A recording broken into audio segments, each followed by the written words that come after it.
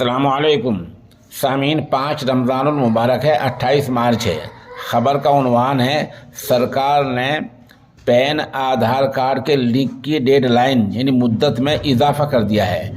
अब ये मुद्दत 31 मार्च से बढ़ाकर 30 जून 2023 तक कर दी गई है।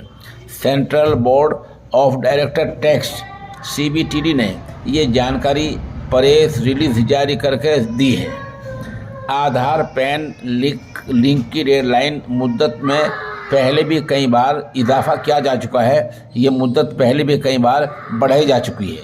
सबसे पहले इसकी डेडलाइन 31 मार्च 2022 थी। तब लिंकिंग प्रोसेसर यानी आधार कार्ड से पैन कार्ड का लिंक कराना फ्री था। 1 अप्रैल 2022 से 500 रुपये की फ़ीस लगाई गई थी और 1 जुलाई 2022 से फ़ीस बढ़ाकर 10,000 रुपये कर दी गई थी।